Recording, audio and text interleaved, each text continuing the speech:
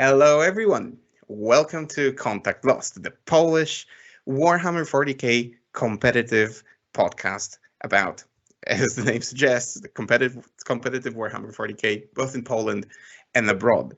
I am your host, Tweak. Today, I don't have Joker with me just because we have so many people that we want to talk to with regards to like LGT and ongoing games and releases and so on, that it's almost impossible to be together in one chat room right now.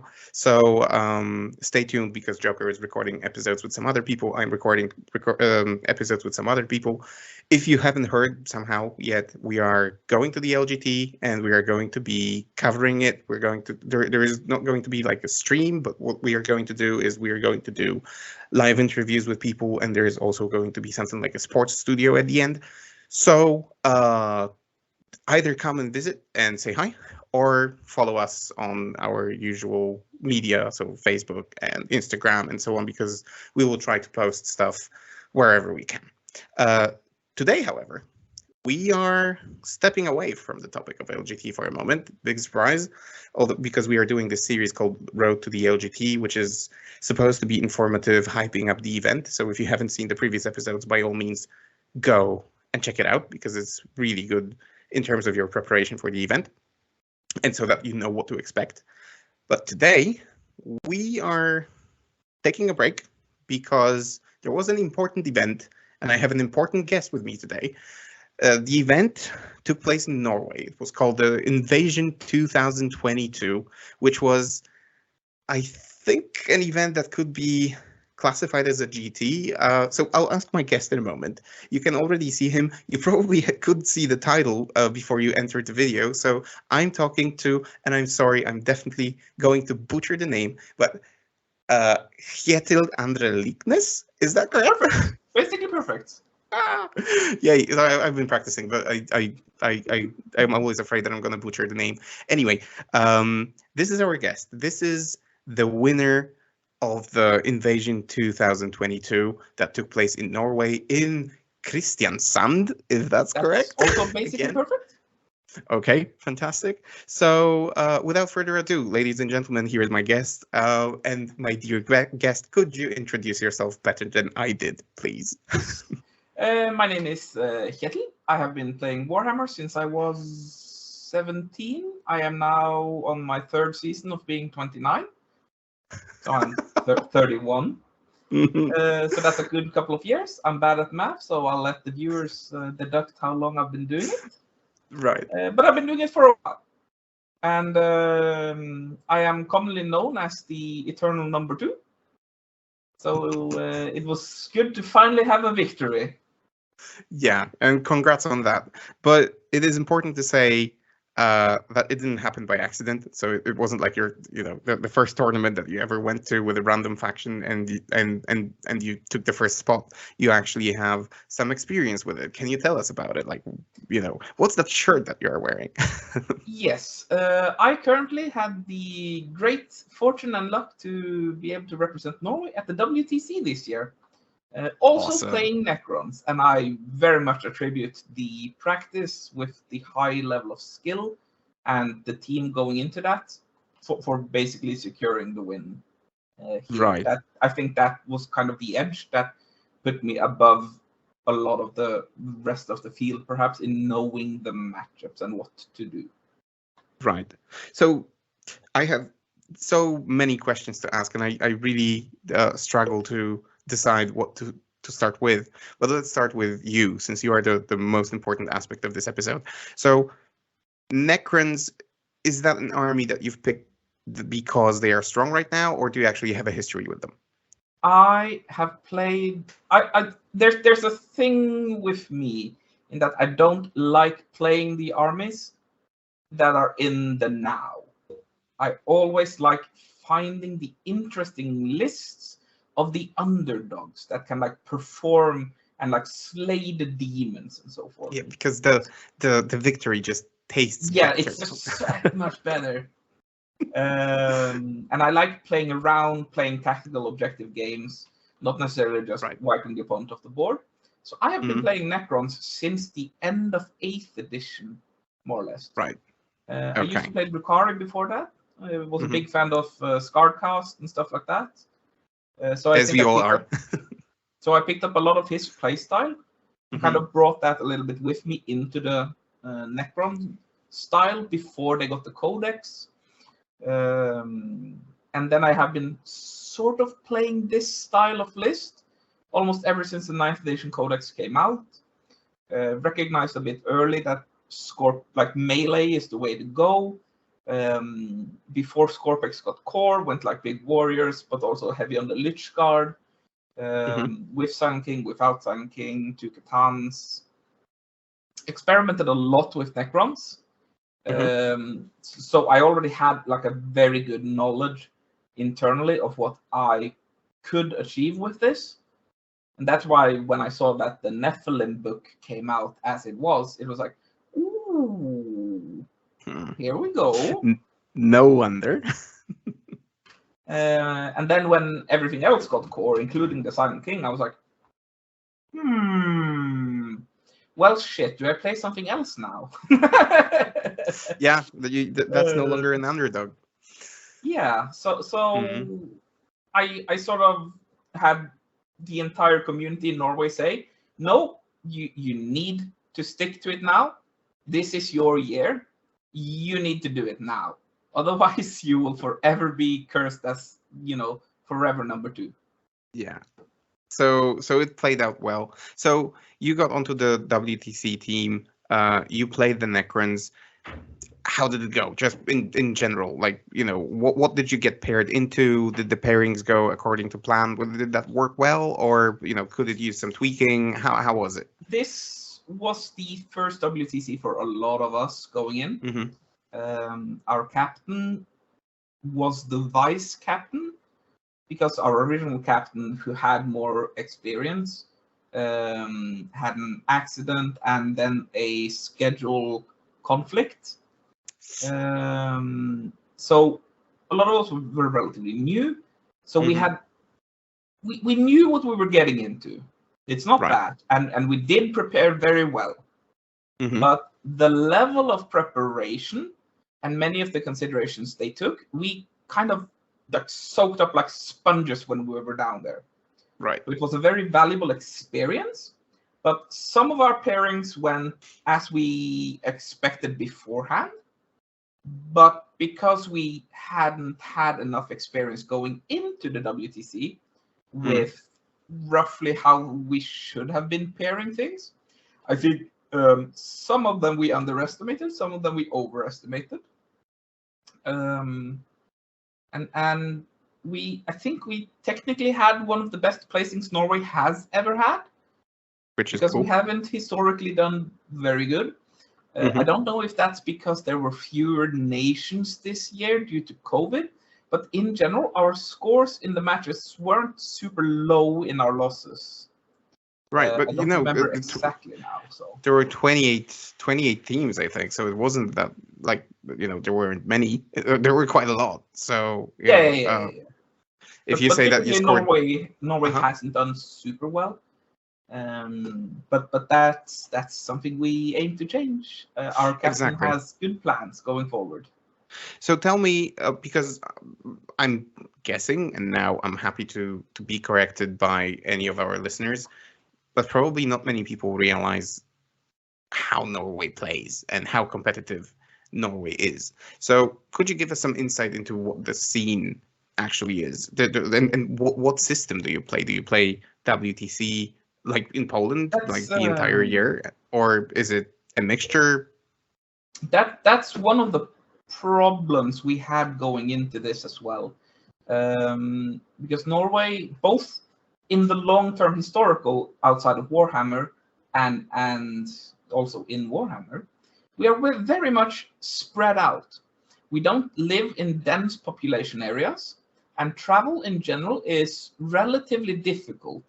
The distances on the map don't look that big, but because of road situations and stuff like that, the travel is a bit iffy. And there I are heard about that because my company has clients in Norway, and sometimes when we need to send a technician to a bank, for example, he needs to fly by plane because there is no direct connection by roads. exactly. So yeah, I can see how that gets in the way. And there are also few tournaments. And Okay. one of the problems with competing in the WTC is that none of them use the WTC format. And almost all of them run their own format when it comes to the rules pack, terrain philosophy, and stuff like that. So there's not that much preparation or like natural preparation just by being in the environment for a WTC setting. And that is one of the things that our good Captain Patrick is trying to change. One of our former team members from last year, the team hasn't been picked yet, I have to say. So all this is in the context of, I am technically not on the team as of right now. I consider the tournament win my informal application. And pretty much. So we are trying to arrange more team tournaments in a WT setting.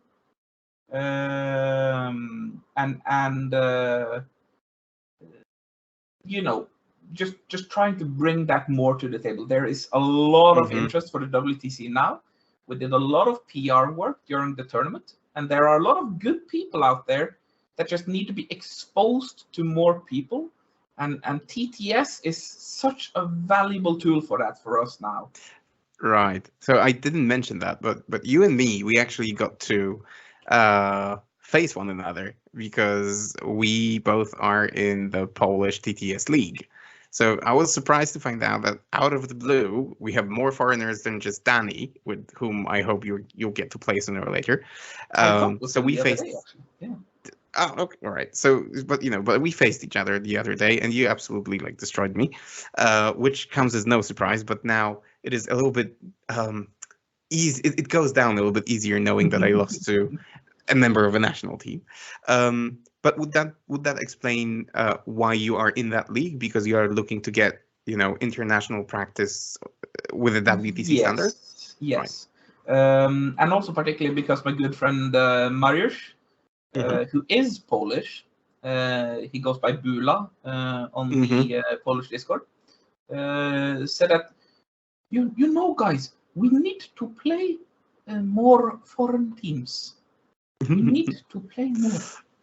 And therefore, I was like, oh shit, there's a Polish league and they actually accept foreigners. Let's go. Yep, we do. Because I am always hyped to play more. Like I play in the Norwegian league, the Polish league, and I'm always looking for people to play against. The team in particular is looking for anyone that wants to play competitive TTS games, maybe some faux team games. Get in touch. We really want that, and I can hook you up with Patrick with the new team if I'm not on it. I hope I am. Please, yes. Fingers crossed. Right. So tell me this. So we play on TTS. Did you use TTS to prepare for the invasion as well?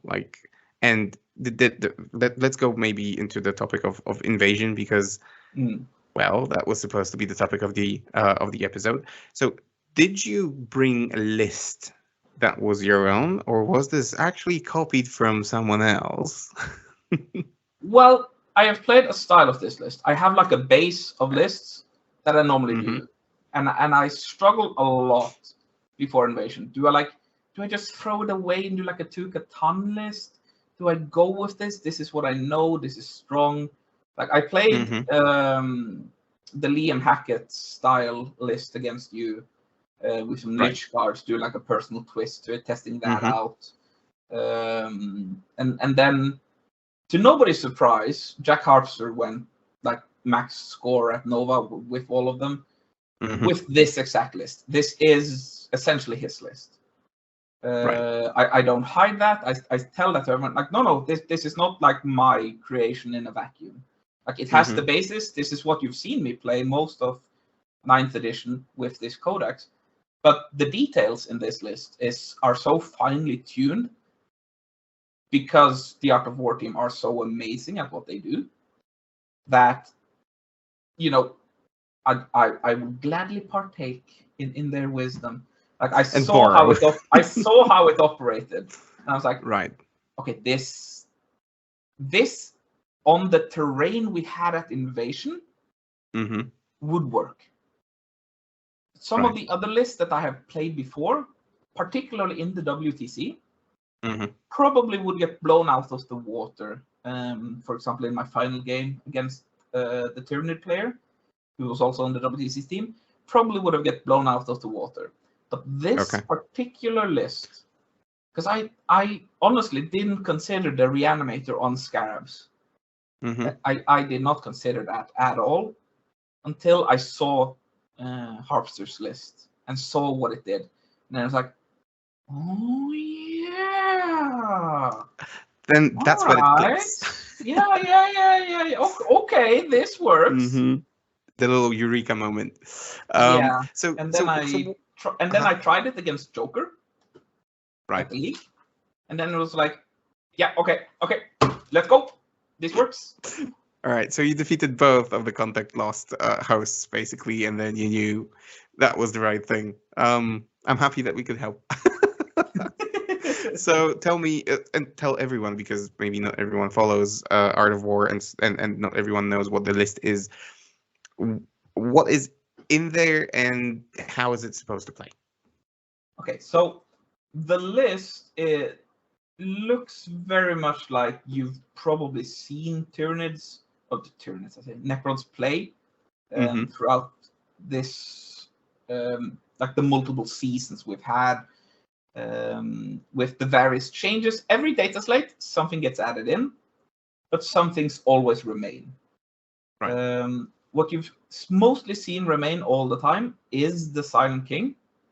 Because of what he does as a force multiplier, and the big shooting.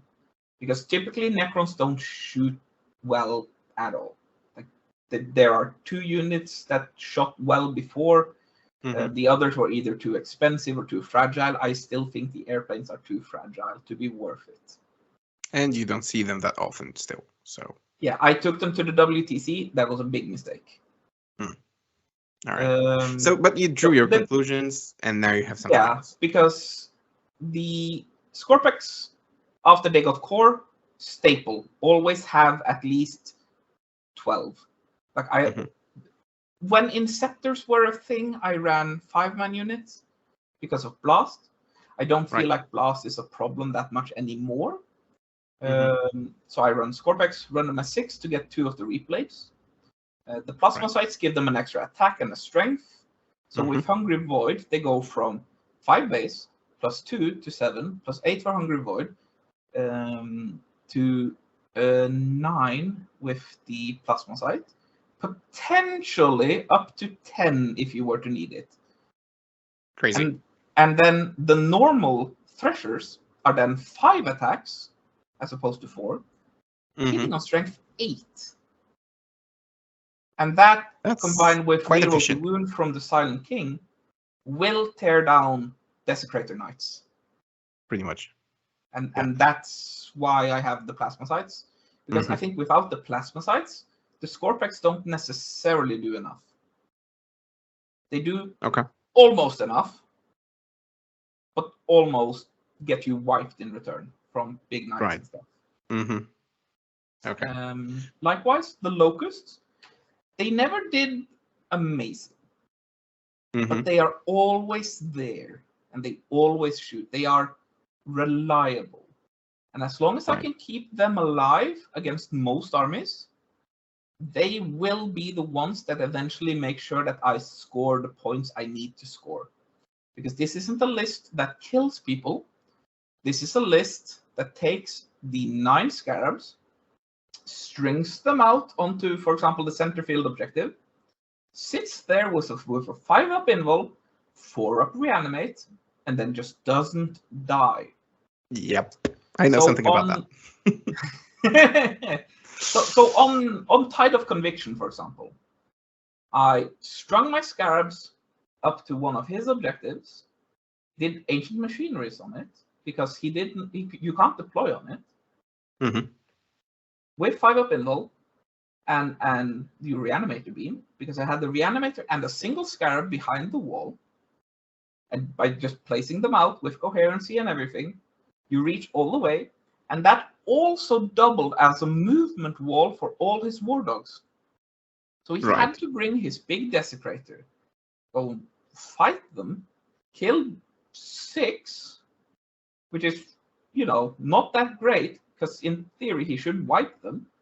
5-up invul, made sure that 3 of them lived. 4-up reanimate, made sure that 3 of them came back. So just about statistics, a big desecrator knight at 400 something points kills 45 points of scarabs. Yeah, and that's another story whether that knight is good. Yeah, but that kind of explains how the list works, right? Yeah, pretty much. You have to commit so much to kill those scarabs that it sort of compensates for the Necrons' lack of killing power. The amount of commitment you have to do there is so disproportionate that I can piecemeal your army. Yeah. And that, is also the trick to how to defeat this army. And that is overwhelming pressure. Do not be afraid of what this army's damage output is, because while it is decent, it is not game-breaking. It's not, 9 Kieran warriors coming at you fully buffed. Yeah. But it is. Unit might pick something, but yeah. I think it's like a textbook explanation of what a tar pit is. Those scarabs. Exactly. That's basically gets you stuck, and there's nothing you can do about it. Plus, if you don't have enough output, like I remember that I charged you with my Flyrant. Reaper Flyrant, yeah. Yeah, I left 1 base alive, and I think I can't remember how many, but like 2 or 3 came back, and it was just and then everything you couldn't outrun because we were still in engagement range. Exactly. So that's what happens. So yeah, we can understand how this army is annoying. Is there anything else in the list that is worth attention? It's weird to say, but the standout MVP out of any of the units were the Aphidians, which I think are a bit underlooked in the fast attack swap. I think people treasure Wraiths more than they are worth, because people throw out Wraiths, they do a little bit of damage, and then sit on an objective as Obsec with toughness 5, 3 wounds, and a 4-up invul. And then they die to bolters.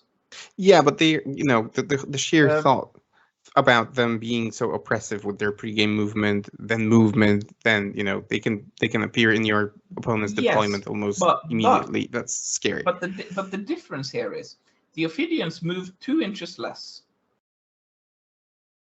but they do a hell of a lot more damage. Right. So the Aphidians do the same thing, need the same amount of commitment for the same amount of points, but they also take out a unit or 2 on the way there. Right. And that is a better trade than throwing some Wraiths hitting at 3s, wounding on 4s or 3s, instead of throwing Aphidians at them with damage 3 attacks, hitting on 2s, rerolling 1s, often wounding on 3s or 2s with the Reaper with AP 4 and 3 as opposed to 2, which is a lot better into Armor of Contempt. True. So the Aphidians as like a piece to go away, that's been a lot more valuable, because the Wraiths would not have killed his the Knight players Slaneshi Blessed with -1 to wound, -1 to hit. Warlock, because then they would be hitting on 4s, maybe 5s the next round. Yeah, the efficiency would drop significantly. Yeah, so the Wraiths I feel like the Wraiths don't do enough. They are tough, they survive, they need commitment to clear, but I feel like they don't do enough. Like you saw that when I played them against you. Yeah, they that's true. Took 2 wounds of a Zoanthrope. Or something like that, right? That's not good. But that's TTS as well, so I don't think that would have happened on the board. Dice and statistics. True. So Ophidian destroyers, I see Tomb Blades, right, in your list as well. Yes, they probably as a utility unit. They do the Tomb Blade thing. I often held them a little bit back. I often used the 3-man Scarab Squad, because that's sort of like the game plan with Necrons, right? You want to stick your army together, but you also want to do ancient machineries on an objective far away. Right. So you use either the Tomb Blades or that 3-man squad of Scarabs. If you get first turn, trigger move up, move 11 or 16, whatever you need, and get that objective, and then fine, I get 12. Like as long as I get that, I get 12 on ancient machineries. If I get 15, that means I have already won, and it's just style points. Right. And then wait, is there but other than else? that, the Tomb Blades have been very efficient at like scooting around buildings, killing 10 gargoyles. Now you don't have obsec anymore. Yep, that's your troop choice gone pretty much, and it hurts. Yep. Okay. Wait, were there? I'm missing destroyers. Were there destroyers? Did we mention them? Like yes, the shooty ones? there are locust destroyers. Yes, and they are they are like the reliable damage dealer that just chunks away the opponent's medium units. Yeah. Okay.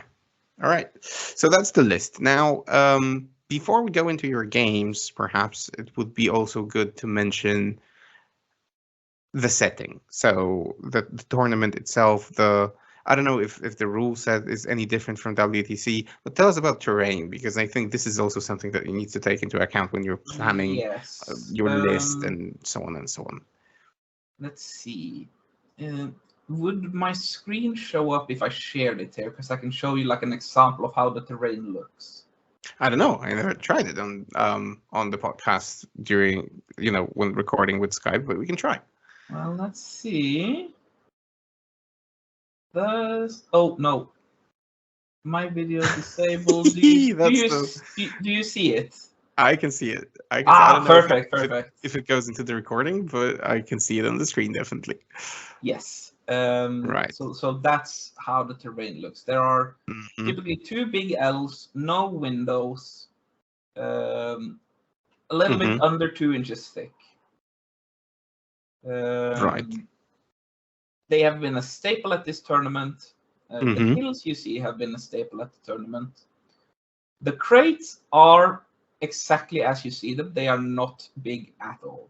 There are some WTC pieces. You can recognize the old ruins from previous years. Yep.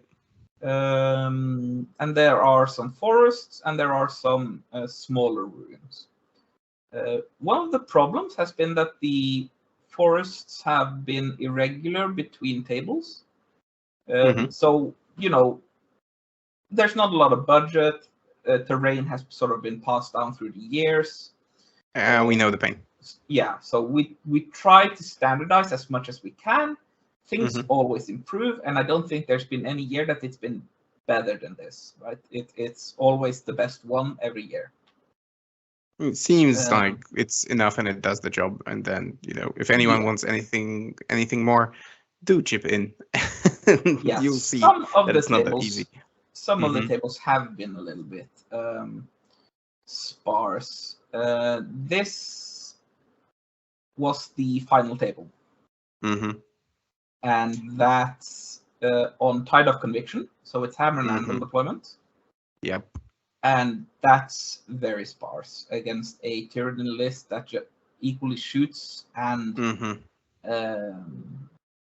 fights.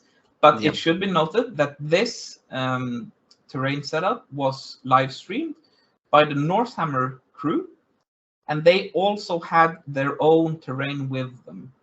So this was not the typical terrain. This was the stream table terrain. It's cool. It is pretty shoot through, but there are angles to hide and stuff. I did as best as I could, but this made it a lot more difficult. Yeah, I can imagine. All right, so we know what the terrain was like. let's talk about your games then. Yes, So we can put on the cameras now because they went out when the screen share. yeah, stopped, that's I true. think. So I think we're There back. we are. So yeah, what were your games like? Who did you play in game one? Do you remember? The game one was very interesting because it was a mirror match. Ooh, okay. Necron versus Interestingly Necron. enough, it was a 100% mirror match Okay. because the TO, this is a co-host of the Invasion, but he has normally been playing Fantasy 9th Age AOS. This year he wanted to try Necrons. The TO is a good friend of mine, so he went, Kjetil plays Necrons. This is his list. Contact him to borrow models. So I played against some of my own models with my own list against a person that hasn't practiced a lot with it. I went 125. I boxed him into his own deployment zone on, I can't remember which mission it was. Defin Seal, I believe. Okay. I boxed him into his corner, and that's where he stayed. Right. So total domination. Then I coached him a lot on what I did, how you played the list, stuff like that. Gave him some tips, pointers, some wound markers that I print out myself because I always like give swag to people. Oh, that's awesome! That's the nicest thing ever. Really cool. Then he went on to go, I believe, 3-2, and only lost against like a very hard list. Technically, to know what I think he lost against Plague Marines, which is I would almost call that like a soft counter to Necrons because they score similarly. Probably have more output across the board. Interesting. Okay. So he actually did amazingly well after that. So I think that's a testament to the strength of the list. And probably also his experience, as a long-time player, to pick up on the cues quickly. Yeah, absolutely. But yeah, so awesome score, 125. That's amazing. So, yes. But you make it sound like the game was without bigger history or longer history. So let's move to game number two. There was not much else there. Yeah. So how about game number two? Game two was against a player I respect a lot. He has been sort of involved with the WTC a bit as like a bit of a supporting role, being helping with talking lists, TTS, and then particularly knowledge on like his matchup into Chaos Knights and stuff like that. Showed up with the Chaos Knights list. He had, let me just find it up, the Executioner with Tzeentch Mirror of Fates. Then he had, I think two of the Executioners with autocannons were also the Precision Cruelty thingamajig, so that they had an extra AP and whatever. Right. Then he had a big Desecrator, Blessing of the Dark Master. Interestingly enough, he had the Veil of Medrungard as opposed to the Relic gun. I think because this is the one with the laser destructor, right? Yes. I think my buddy on the WTC team brought the laser destructor to WTC. I think that's better, at least into my matchup. Then a lot of shooty war dogs, not a lot of fighty war dogs, which is good for me. Because as I mentioned earlier, I took my string of scarabs, placed them onto his objective. The Silent King shot the war dog on his far flank, threatening my objectives. The Aphidians took care of his Slaneshi one, also threatening my objectives. The rest had to stay behind the Desecrator, and the rest also had to walk through forests. Desecrator obviously just, went full ahead, killed some scarabs. And then it's like, okay, he's blessed. There's no re-rolls. He's trans-hit. What do I do now? He's on the middle of the table, dead center. My entire army is looking at him. Fuck it, let's go. And it went easier than I expected. because I was like, oh, right, you only have a 6-up involved in combat, do you? So the destroyers went through the 4+ with the heavy destroyer. Silent King did a couple of wounds, and then the Silent King and the destroyers just ended it. Simultaneously, I also threw 9 scarabs into the other 3 war dogs, so they couldn't do anything. And that was the game. Turn 2 basically decided that game as well. I think, from what I've heard other people say, he plays a lot on TTS. Not as much tournament practice, perhaps. But he's a very knowledgeable player, and I don't think he expected the durability or output if I focus my entire army on some of his pieces. Okay. That was another 100 to 25 or 26. Strong. Going strong so far. So was the game 3 a bigger challenge? Game 3 was the highest scoring opponent. That was Black Legion with CSM.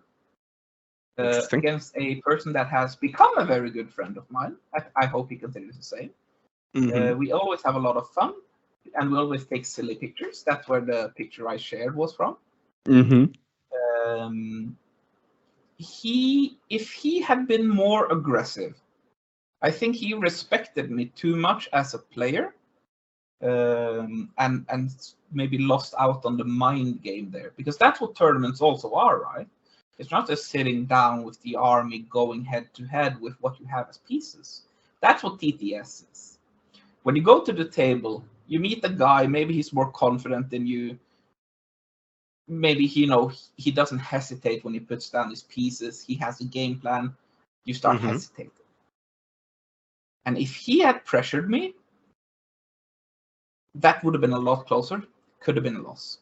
Okay. Because the Black Legion list with the big brick of Terminator with transit, no rerolls, -1 to wound, be no pain, toughness 5, right? That's troublesome to go into. Wraiths, for example, can't do anything about that block.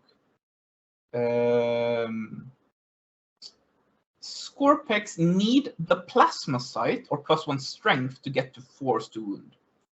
And then they typically need the Silent King to support.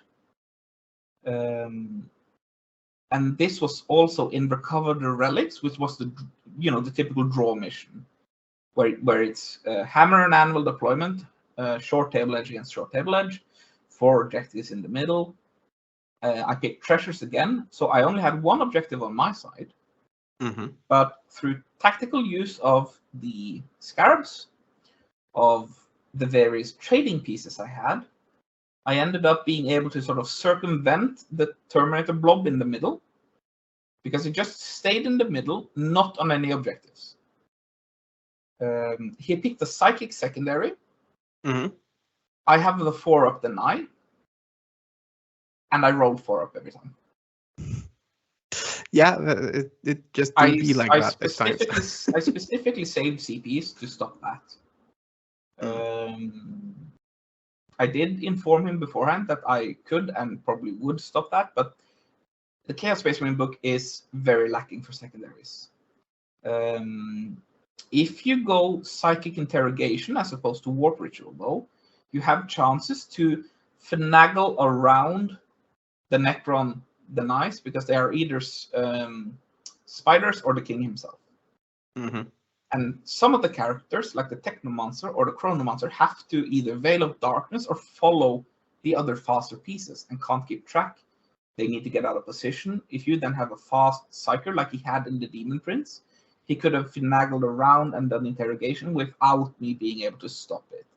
With more pressure, he could have stopped me on primaries and treasures. I particularly like his choice of the fast bikes, if he was more aggressive with those. That could have stopped things. But in the end, it ended up as like 100 to 56, I believe. So in a WTC setting, so far, he's the only one that has actually gotten points off me. Right. shame on you. That's such a poor performance. Yeah, I know, right? Like an 18-2? What the fuck? Why are we even having this interview? Anyway, Yeah, going on to game key 4. players there. Scarabs just swarming around Abaddon, and Abaddon doing nothing. Tarpit. Yep. Done well.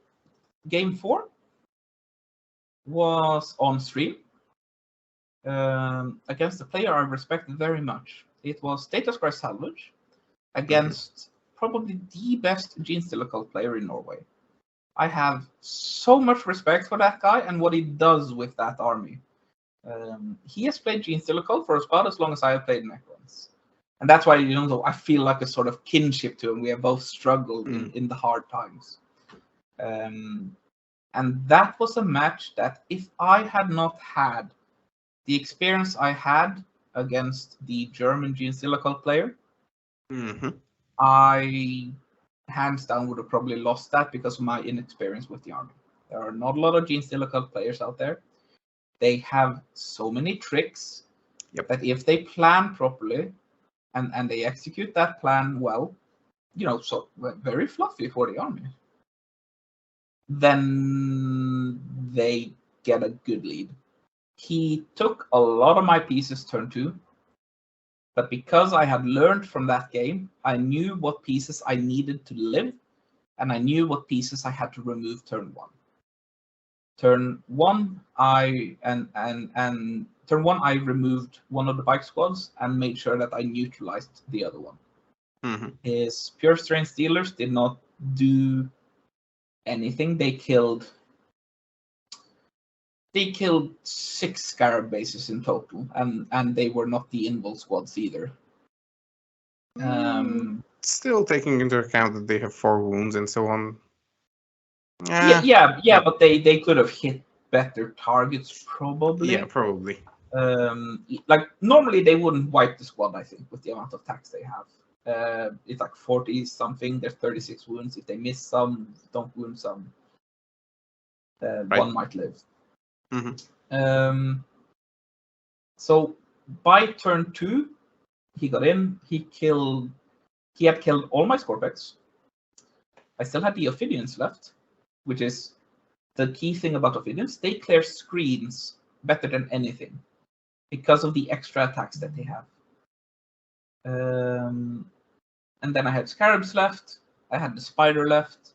I had the Reanimator left, some Immortals, and most importantly, the Locusts. They are quick. They shoot. They can reach him. They can touch him. And they can remove the threats that came to me. So the King, the Locusts, and the Aphidians probably each cleared like an Acolyte squad and 2 Neophyte squads, the final Rock Grinder, the final Bike squad. So by turn 2, it was pretty much over.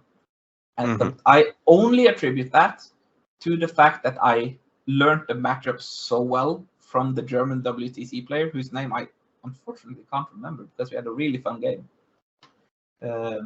He is an amazing player, and I really wish that he would have gone 4-1. He genuinely deserves it because he puts in so much effort.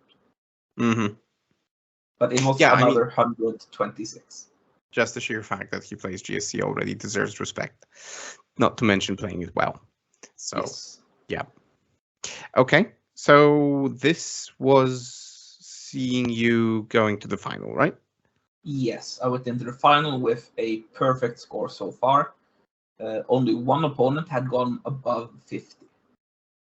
Right. Which is scary because then you start having pressure. Then I start feeling the nerves. At Invasion, there were so many players that at that point we had, I believe we had 5 undefeated, which means that one person has to get paired down. Because Invasion used opponent game win preference, like path to victory, as the first deciding tiebreaker. It was wins, path to victory, battle points. That means that whoever of those 5 gets paired down can only get third. Right. Which I desperately hoped wasn't me. It was a 1 in 5. Sadly, Adam got it, who ended up playing the Gene Stealer Cult player. Adam is also one of the coaches we had for the WTC team, so that's also a person that knew the matchup. He's also like a relatively local to the guy. He knew him, the list, and that's why he only went 3-2, sadly. Right.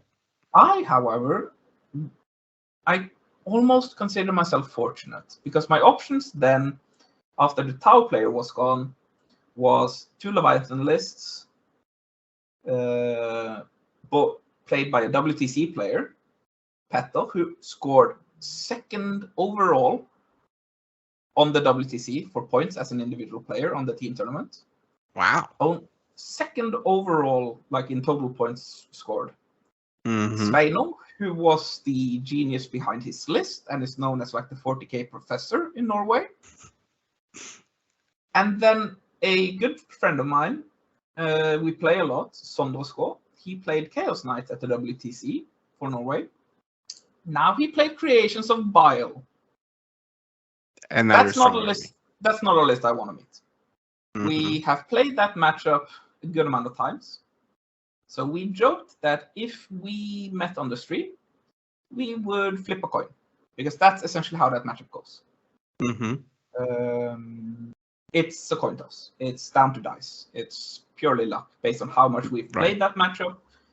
We've practiced this specific mission because the pregame actually matters with regards to how I get angles and shooting. Mm-hmm. So that's not what I wanted to meet. I wanted to meet the Tyranids because and play a proper game. Yeah. And also because I had sort of practiced that matchup a bit. The one I least wanted to meet was Sveinung, because I think Sveinung knew the target priority better because of how we had sort of discussed lists in general. So I think I was fortunate that I met my good friend Peto. But, you know, he is the 2nd highest scoring overall in WTC. Even when you have fortunate pairings, you can always pick tables, right? Because we picked him as our, lawnmower, right? 20-0 every game. I think he lost like 1 point over the tournament. Holy crap. Maybe a bit more, but I don't remember right now. So he knows his list. He has practiced his list. He only plays Tyranids. He has played Tyranids since he was like 14. Wow. And he has the old ugly xenomorph Tyranid. That's how long he's played. That's very cool. And this was probably not the one I wanted to meet them on. The match was a nail biter. It ended up being 83-79. Holy crap! That's a close one. And I won because I had 1 Scorpion Destroyer alive in the middle for 4 points on primary. Because of second. Yes. I took out his pieces, his important pieces. He got first turn. He blasted away 4 of my destroyers. Both of them in here's. But that was it for important killings he did first turn. So I resurrected a destroyer. I killed one of his harpies with the Silent King and the destroyers. Importantly, the 4-up in War 1.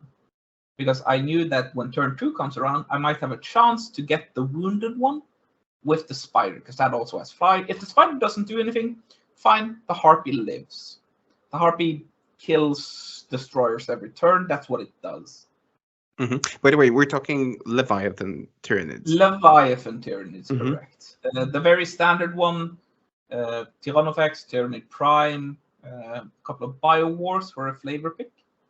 2 Harpies, Venom Thropes, a big blob of Warrior, and then a blob of 7 Warriors, each with 3 Venom Cannons and Death Spitters. Gargoyle, 1 Neurothrope with the Warlord trait to throw out 2 of the Warp Siphons, and then 1 unit of 3 Solemn Thropes, because, 9 mortal wounds, why not? Sure.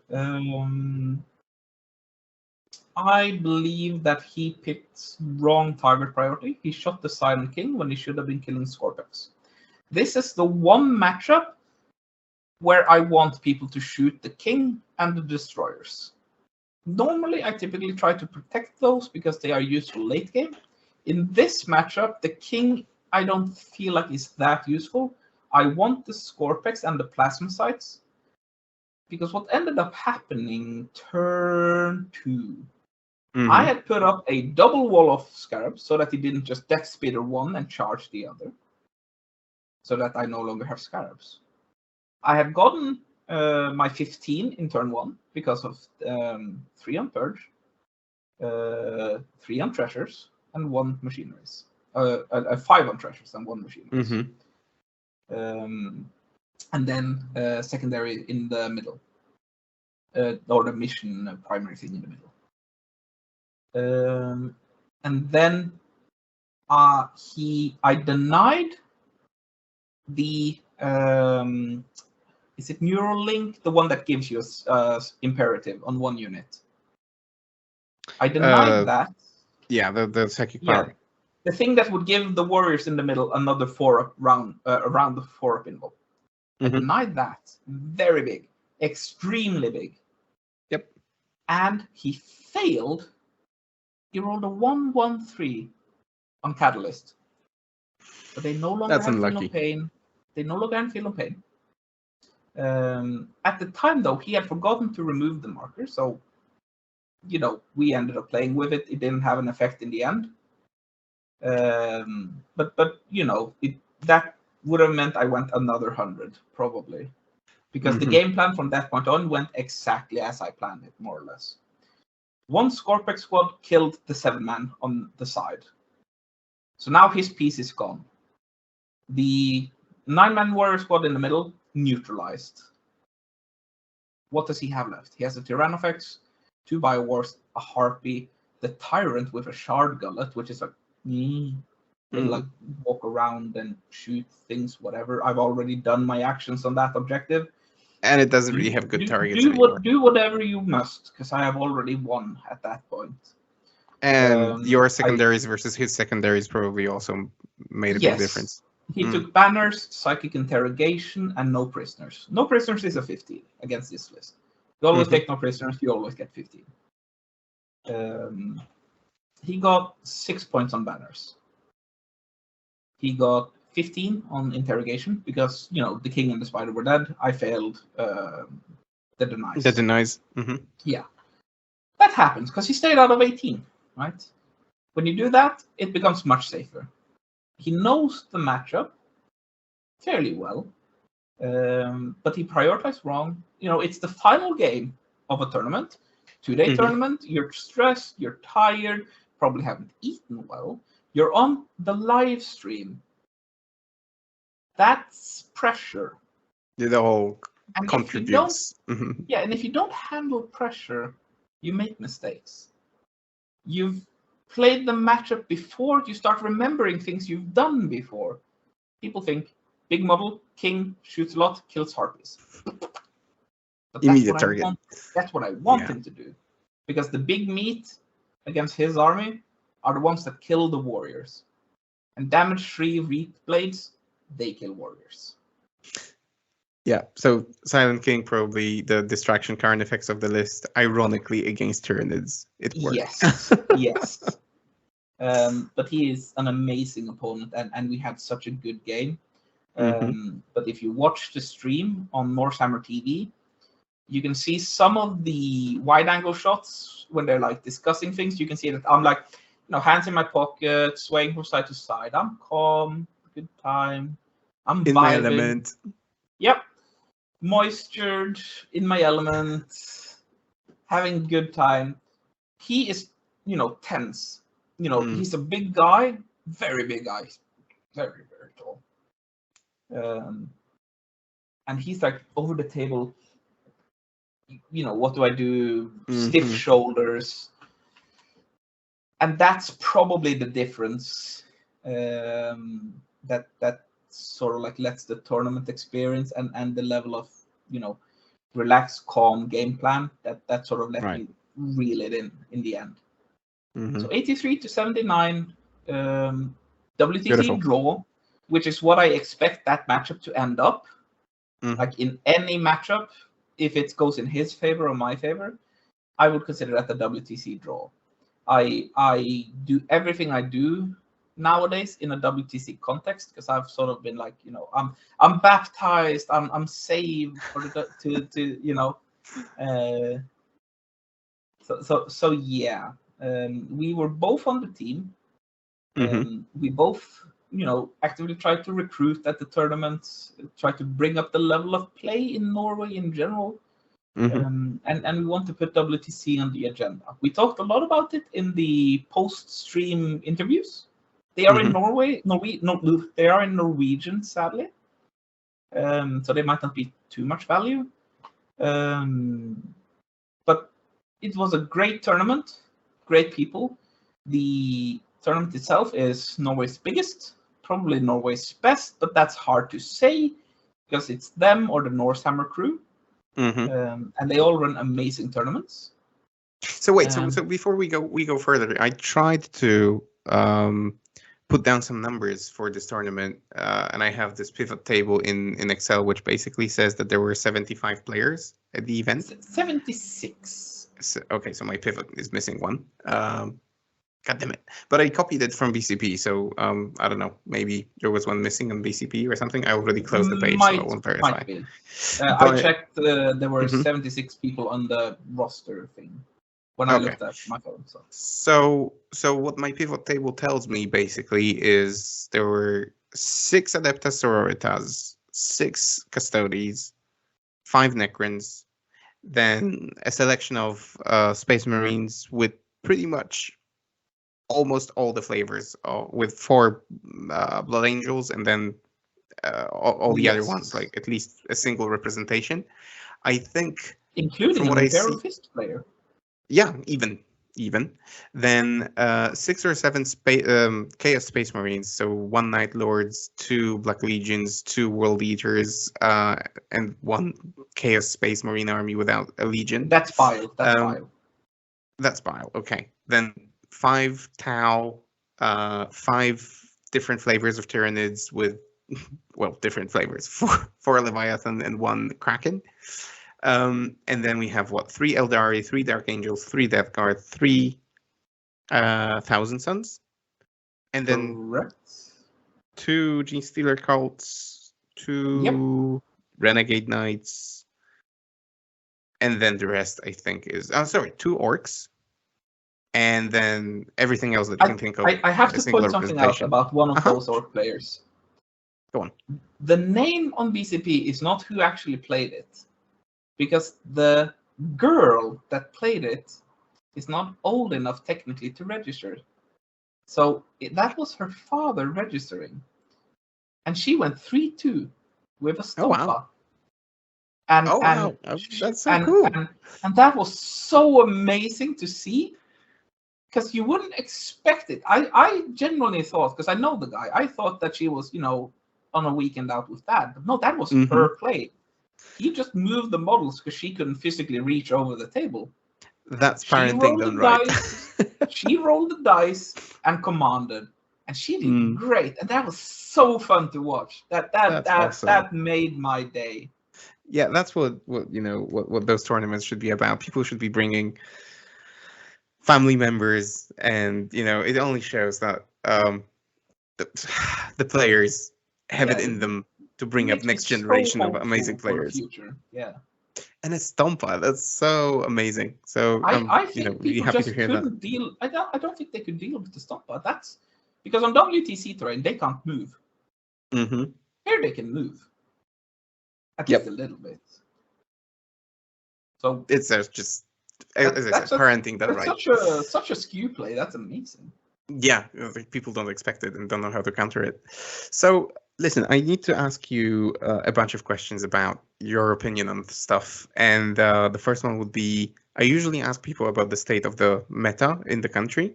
But before I go into that, I need to ask you about, very objectively, the state of Necrons. So would you It's say? I mean, too. It's too go easy. on. It's too Right. easy. But in terms of what is it like the OPSEC on everything makes it too easy, or core, or is it just that the secondaries are too easy to score? I think that the secondaries are the problem. If they change anything but the secondaries, or maybe make it so that you can only be OBSEC and not OBSEC in pregame move. If they do anything but those two, I think Necrons disappear again, and then you only get weird people like me playing them. If they remove the core on vehicles, particularly the Silent King, I almost think he's out again, because I didn't particularly need the reroll to wound on the Scorpex when I had the Plasma Sight with them, giving them the extra buff. Only certain things I needed that against, and many of those things now get no reroll to wound. Votan, for example, you don't get that reroll. So what do you need the Silent King for? The Menhirs, his combat ability, and the fact that he does a little bit things himself. Might will be done. You can bring cheaper with overlords and command barges.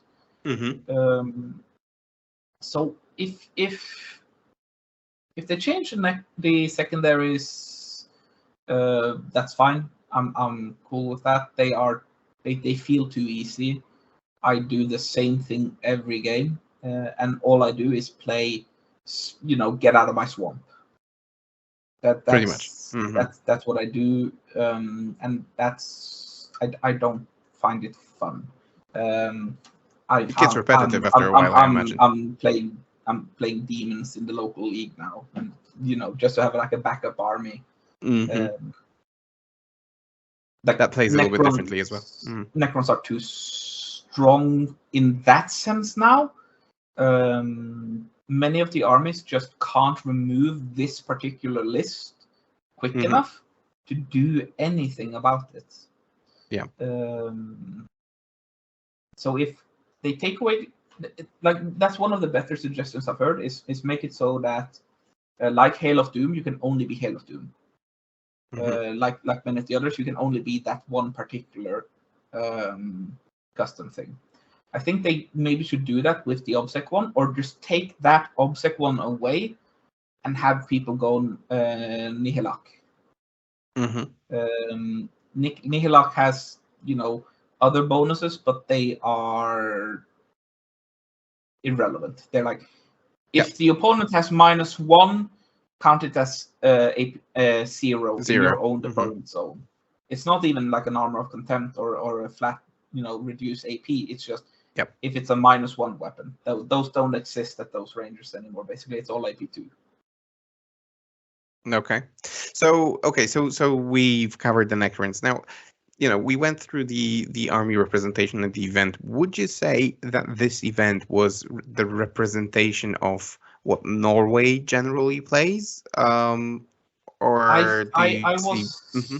I was surprised at the amount of sister players.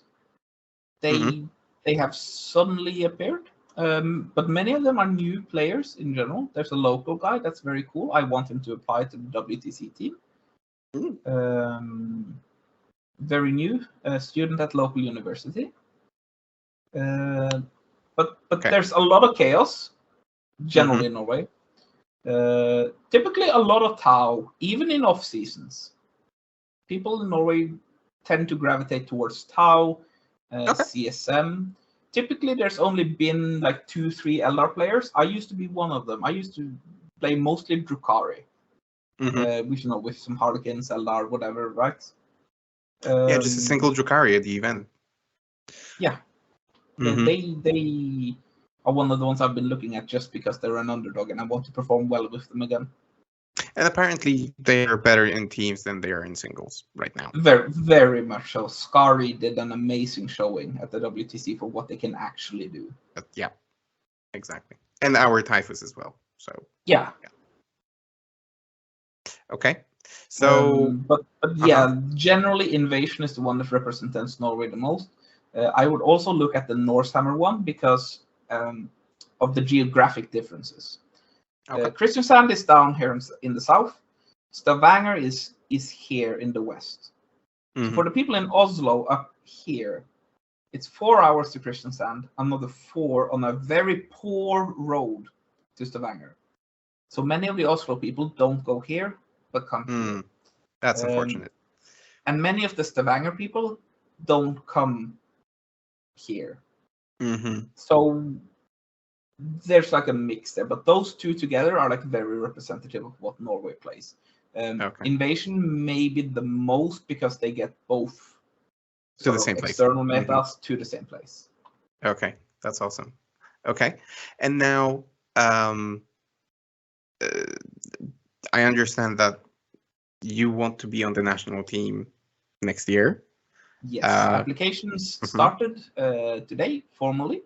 So I recommend anyone in Norway that's interested to, contact Patrick. The post and the form is out there on the Invasion forum and the 40K Norway page. It is a very fun experience. Everyone apply. I have. Right. And I mean, if you've listened to our podcast before, you would know that our team enjoys it a lot as well. And like, I haven't heard anyone who had a bad experience over there. So definitely you should give it a try. Now, everyone are great players. Like I played against your Pumba playing Wotan in the Polish league. And everyone are, there's not a single like that guy at the WTC. It's the hardest list you can find, the most competitive people, but also the nicest people you can ever find. Yeah, and I heard that the camaraderie at the WTC is like unmatched. And if you come there, you leave with a bag of new friends, if I can say that. So yeah, strongly recommended. Now, maybe last question. Would you recommend to our listeners playing in the Polish TTS League? Yes, it's so much fun. Everyone is so nonchalant about it, but everyone is so good, and like everyone's like trying their best, but they're also nonchalant. It's like, yeah, let's play, let's do fun things, let's experiment, but let's do it well. And I love it so much. Like I am so overjoyed to have finally taken part. Right. So let me know, to our listeners again, let me know if you would like to try that, because we are very welcoming towards new players. There is a great variety of players, skill, and armies, and actually the league organizer allowed Voten to play, so everyone can get a taste and see how they do. Demons are there, so the new book as well. But Voten are probably the most interesting right now because the Codex has leaked. You don't see them competitively yet. So in the Polish league, you get to practice against, again, Pumba, against Danny, who has been, I'm sure, rocking them. And we will get an episode with him talking about the Votan soon, because he will have the reps to actually properly talk about it, not just gossip, but talk about his experience. So stay tuned. So if you want to try out, in the Polish league, in the Polish TTS league against top Polish players, give me a shout. And I'll hook you up with some of the guys, and I'll help you sign up. So yeah. Do you have any plugs? I mean, you did mention some websites, but is there anything that you would like to plug specifically? The 40K Norway group welcomes also English speakers. So if you are in Norway, there's a Facebook group. I think it's just called 40K Norge. 40K Norge, Norge. It should be publicly-ish available. There are also international players at the event. There are some people that come over from Britain, Denmark. We would love to see more international people in Norway. We would love to spar more with people elsewhere as well.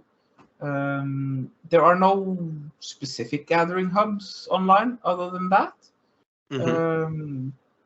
So maybe we should try setting something up. Or maybe a national Discord, because that seems to be working well. That's also a thing we should do, yeah. Yeah. So Poland has one, Germany has one. I know other nations have one as well, and it seems to be bringing the community very close together as well, which I think is what this hobby should be about. So maybe give that a try.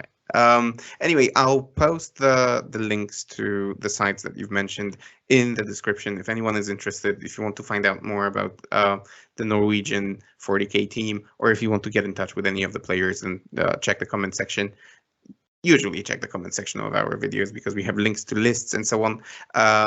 I will post the link to BCP of this tournament as well because I did get that. So if you have access, you can check the list for yourself. Many of them very interesting. So yeah, give it a look. And yeah, thank you to my dear guest. Thank you for agreeing to do this. It was very interesting, very educational. And to all our listeners, if you like the content, if you like what we do, if you are interested in international tournaments, but also, right now as we do the LGT coverage, if you're interested in that and you like what you see, like, subscribe, comment, leave a positive review. It will help us grow. It will help us reach new audiences, and we will be much obliged. With that said, I thank you, everyone, and until next time. Thank you, guys. Bye.